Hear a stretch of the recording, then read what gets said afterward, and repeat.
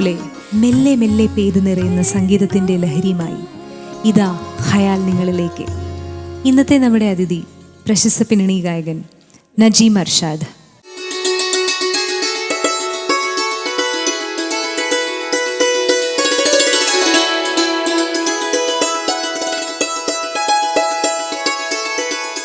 നജീം, ഖയാലിലെ മറ്റൊരു എപ്പിസോഡ് കൂടി അല്ലേ? അതെ. എങ്ങനെയുണ്ടായിരുന്നു ഒരു എക്സ്പീരിയൻസ്?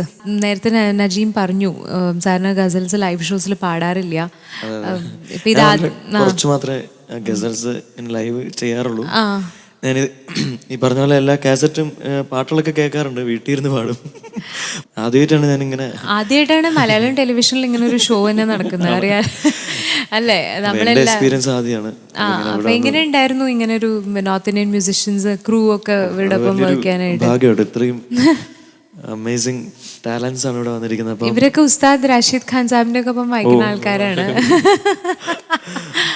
ഇവൺ ദീപക് അസലായി പാടുകയും ചെയ്യും. എനിക്ക് ആക്ച്വലി ഒരു എപ്പിസോഡിൽ ദീപകിനെ കൊണ്ട് പാടിപ്പിക്കണം, മനസ്സിലായോ? ദീപക് आप बहुत अच्छे गाते भी है, तो एक एपिसोड में आपको गवाना चाहिए बता रही थी. അപ്പോൾ കമ്മിങ് ബാക്ക് ടു മ്യൂസിക്, അപ്പം ഇന്നൊരു ഭജൻ പാടാമെന്ന് വിചാരിക്കുകയാണ്. ഗസൽസ് കുറേ കവർ ചെയ്തു. ഇതിപ്പോൾ എങ്ങനെയാ വെച്ചാൽ ഒരു അവധു ക്യാ മാങ്കു ഗുണഹീന വേ ഗുണ ഗഗന പ്രവീണ. അതിൻ്റെ മീനിങ് ചെറുതായിട്ടൊന്ന് എക്സ്പ്ലെയിൻ ചെയ്യാം. ഇതിപ്പോൾ ഒരു അവധൂതൻ എന്ന് പറഞ്ഞു കഴിഞ്ഞാൽ വാണ്ടറിങ് മങ്ക്, അതായത് കുറേ അവധൂതന്മാരുണ്ട്. അപ്പം അവരുടെ ഒരു അവധൂതൻ്റെ വ്യൂ പോയിന്റ് എന്നാണ്. അതായത് ഗായി ന ജാനു ബജായി ന ജാനു നാ ജാനു സുരലേവ. എനിക്ക് പാടാൻ അറിയില്ല, ഒരു ഇൻസ്ട്രുമെൻ്റ് വായിക്കാൻ അറിയില്ല. സുരലേവ അതായത് രാഗങ്ങളെപ്പറ്റി ഒന്നും അറിയില്ല. രീജന ജാനു രുജായിന ജാനു അതായത് ആരും അതായത് എൻ്റെ ഹ്യൂമിലിറ്റിയെ പറ്റി ഒരു എളിമയോടെ പാടാണ് ഞാൻ. എനിക്ക് ശാസ്ത്രങ്ങളൊന്നും ഞാൻ പഠിച്ചിട്ടില്ല, വേദങ്ങളൊന്നും പഠിച്ചിട്ടില്ല, പക്ഷെ എനിക്ക് ആകെയുള്ളത് ഭക്തി മാത്രമാണ് എന്നുള്ളതാണ്. ഓക്കെ, അതാണ് ഇതിൻ്റെ ഒരു തീം. ജാപ്പിന ജാനു സെയിം എല്ലാം സിദ്ധരസായനം, അതായത് മെഡിസിനെ കുറിച്ച് അറിയില്ല. മെഡിസിൻ എന്ന് പറഞ്ഞാൽ വീണ്ടും ശാസ്ത്രങ്ങളെക്കുറിച്ച് അറിയില്ല എന്നുള്ളതാണ്. പക്ഷെ നമ്മൾ ഒരു ലെവലിൽ സ്പിരിച്വലി എത്തിക്കഴിഞ്ഞാൽ നോളജിലല്ല കാര്യം. അൾട്ടിമേറ്റ്ലി നമ്മൾ ഒരു മനുഷ്യൻ തമ്മിലുള്ള ഡിഫറൻസ് കാണാൻ പാടില്ല. അൾട്ടിമേറ്റ്ലി അതാണ് ഇതിൻ്റെ സ്പിരിച്വാലിറ്റിയാണിത്. അതായത് നമ്മൾ ആ ഒരു തലം വിട്ട് കഴിഞ്ഞാൽ നമ്മളൊരു മനുഷ്യന് ബോർഡേഴ്സ് ഇല്ല എന്നുള്ളതാണ് ഇതിൻ്റെ ഒരർത്ഥം. അപ്പോൾ ആ ഒരു ഭജൻ പാടാം.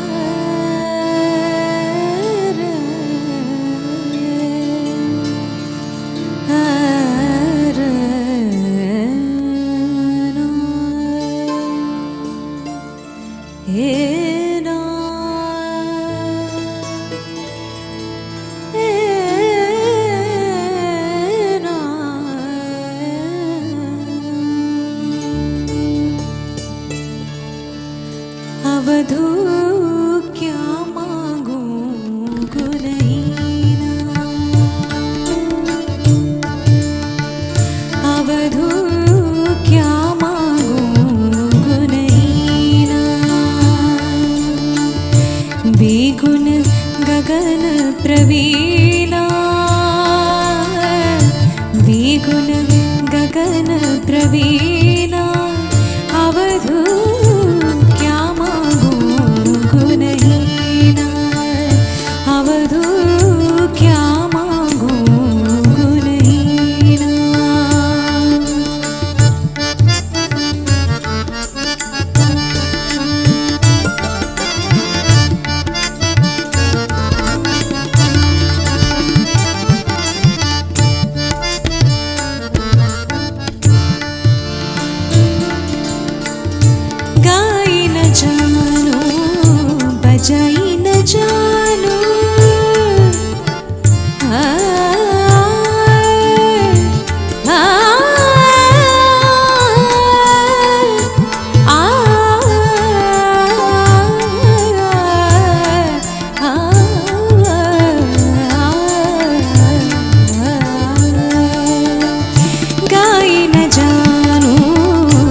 बजाई न जानू गाए न जानू बजाई न जानू ना जानू सुरलेवा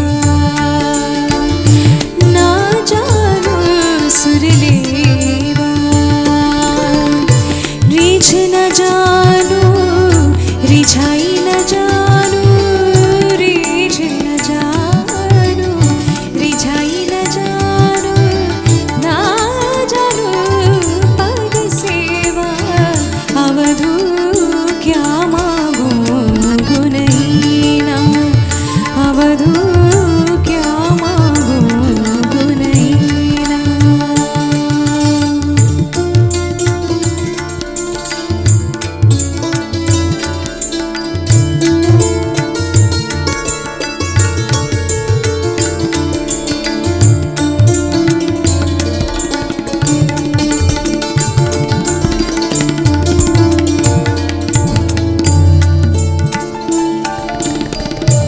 वेद न जानू किताब न जानू वेद न जानू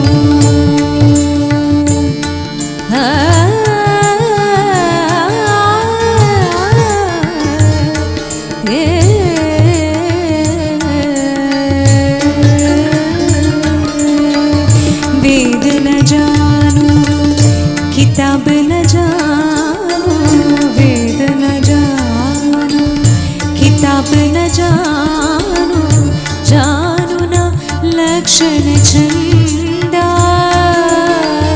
वेद न जानू किताब न जानू जानू न लक्षण छंदा तर्कवाद विवाद न जानू तर्कवाद विवाद न जानू ना जानू कवि फंदा अवधू क्या मांगू गुनहीना अवधू क्या मांगू गुनहीना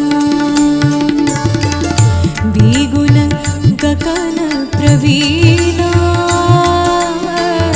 द्विगुण गगन प्रवीणा अवधू क्या मांगू गुनहीना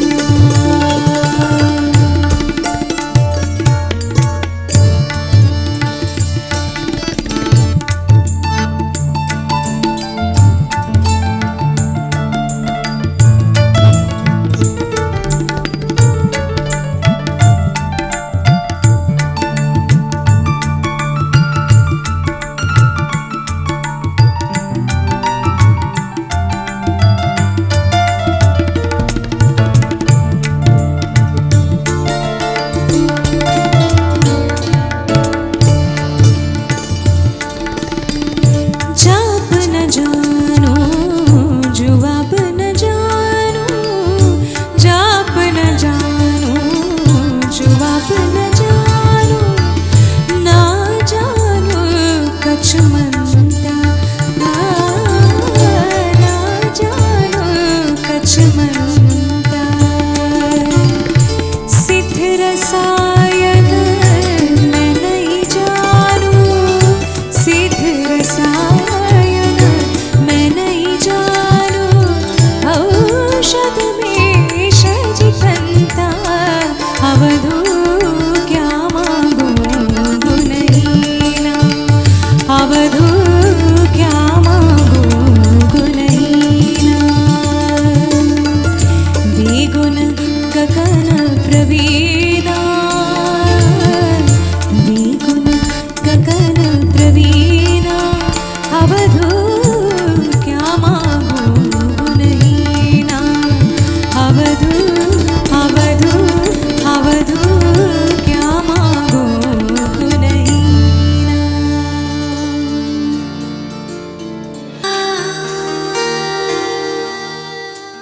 अवधू क्या मांगू गुनहीना എന്തായാലും മനസ്സിൽ ഭക്തിയൊക്കെ കുറച്ച് കൂടി നല്ല രസമുണ്ടായിരുന്നു. നമ്മളെപ്പോഴും ഗസൽ മാത്രം പാടി ഇടയ്ക്ക് ചേഞ്ചിനൊരു ഭജൻ പാടാം. കാരണം വെച്ചാൽ നമ്മുടെ ഭാരതീയ സംഗീത ശാഖയിൽ എത്രയോ ജോണറുകളുണ്ട് അല്ലേ. സൂഫി ഉണ്ട്, ഠുംരി ഉണ്ട്, ഗസലുണ്ട്, ഭജനുണ്ട്, ഭക്തി സംഗീതം തന്നെ വലിയൊരു ശാഖയുണ്ട്, അഭംഗ് ഉണ്ട്. ആക്ച്വലി ഞാൻ abhang, I am not sang any abhang in this, I want to do an abhang Marathi. That next time I think will do an abhang. അപ്പം അങ്ങനെ എത്രയോ തരം നമുക്ക് ശരിക്കും നമുക്ക് അത്ര റിച്ച് ആയിട്ടുള്ളൊരു മ്യൂസിക്കൽ ട്രഡീഷൻ. അത് സ്കൂൾ ഓഫ് ഇംപ്രവൈസേഷനാണ്. ബാക്കി നമ്മളിപ്പോൾ ഏത് ഇതെടുത്തു കഴിഞ്ഞാലും പലപ്പോഴും വെസ്റ്റേൺ ക്ലാസിക്കലൊക്കെ എടുത്തു കഴിഞ്ഞാൽ അവർ അധികം ഇംപ്രവൈസ് ചെയ്യില്ല. ജാസ് സ്കൂളിൽ ഇംപ്രവൈസ് ചെയ്യും, പക്ഷേ പക്ക വെസ്റ്റേൺ ക്ലാസിക്കലിൽ അവരങ്ങനെ ഇംപ്രവൈസ് ചെയ്യില്ല. ഇപ്പം ഈ പാട്ടിൽ തന്നെ എത്രയോ വേറെ റൂട്ടുകൾ നമുക്ക് എക്സ്പ്ലോർ ചെയ്യാൻ പറ്റി. ഇപ്പം നമുക്ക് ബേസ് എന്ന് പറയുന്നത് ഇതിനിടയിലൊരു തോടി ചായ വന്നു, അതിൽ തോടി ആലാപ്പ് പാടാൻ പറ്റി. അതുമാതിരി ഭീം പലാസ് ആലാപ്പ് പാടി.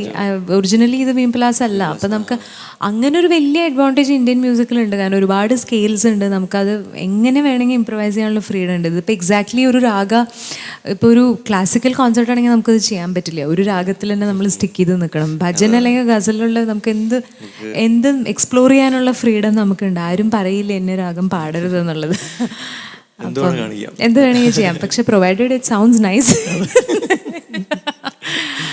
അപ്പൊ ഇനി നജീമിന്റെ വക ഒരു ഗസലാവാം.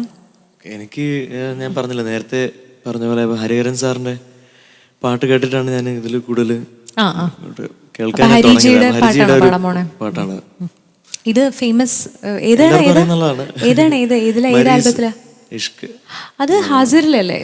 മരീസ് ഇസ് ഫ്രം ഹാസിർ, നോ? അത് oh, that is from your Zakir Bhai's. he looks like Zakir Hussain, you know, hairstyle and all.